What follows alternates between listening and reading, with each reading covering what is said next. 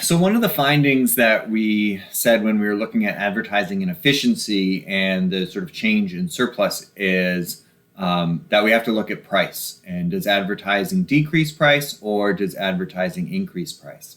And this is actually another area where we get kind of opposing views that both make a lot of sense. And so first, we find that a complete ban on advertising leads to higher market prices. And so this, I think, agrees with both the idea that advertising can increase competition, right? So Benham found that the price was twice as high for retail eyeglasses in states that prohibited advertising compared to those that allowed it. And so the idea here is that if you allow advertising, then you can decrease those search costs and you can also increase the information that consumers have. And this has been a fairly common finding, right? Prescription drugs, gasoline, toys, optometric services, legal services. If you restrict advertising completely, prices go up for consumers. And so I think it's not only about information, but about promoting price competition, right? Both of those effects. If you know there's no advertising, price tends to go up. On the other hand, right, we saw that when we have name brands versus generic brands, the name brands, even if they're exactly the same, right, when we're talking about things like, aspirin and bleach, the name brand is more expensive. And so this is consistent with the idea that that there's a persuasive advertising and that advertising actually increases price. So it's really interesting. So I think, a lot of times what we're saying then is that we shouldn't necessarily ban advertising, but we should more regulate it. And one of the things that we talked about before was that when cigarette advertising was banned because of the negative externalities that cigarette smoking causes, profits in the industry actually went up. And so, it's a two-edged sword there. And so these externalities are really important, right? So Becker and Murphy talk about the positive externalities of advertising and paying for things like broadcast television and radio programming that would otherwise be more expensive. On the other hand, for things like, cigarette smoking and drinking, it can create negative externalities. And so, we can look at cigarette smoking as an example. It produces, $104 billion in annual social costs, and 35 billion of that are to people who aren't even the smoker. Beer drinking also can, be estimated between $1.74 and $3.49 in terms of negative externalities, mostly due to, things like drunk driving.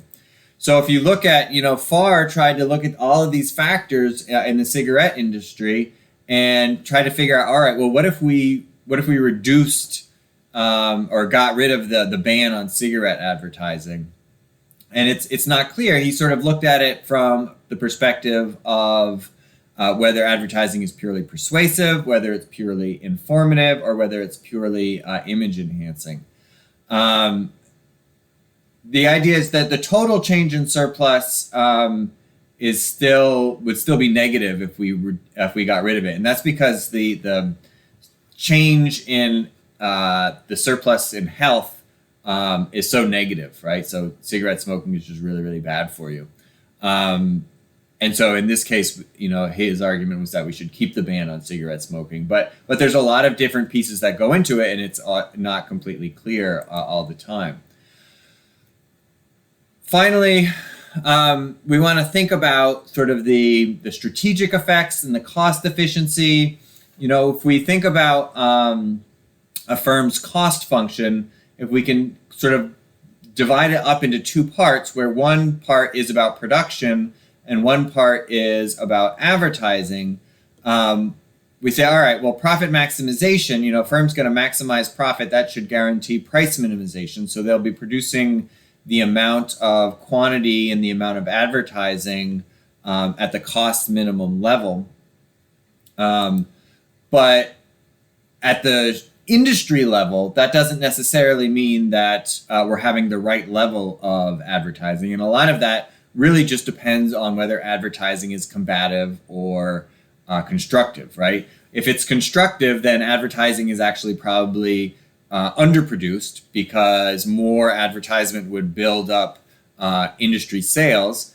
But if it's combative, then it's really prisoner's dilemma, right? And so, I don't want to spend that much on advertising, but if you do, then I have to as well. And you end up like both spending more.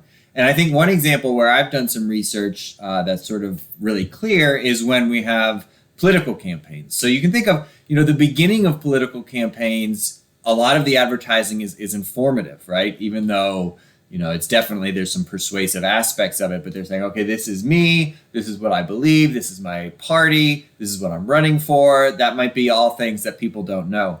But then when we get to like the general election of a presidential campaign, basically all of the advertising is combative, right? And so now we see the expenses of those political campaigns increasing and increasing, and probably the candidates would be better off, and the country itself would be better off if we just said, okay, hey, everybody, you can sort of spend this amount and no more. But that is not in agreement with our current Supreme Court. So regulation would probably be welfare improving, but we do not currently have that regulation.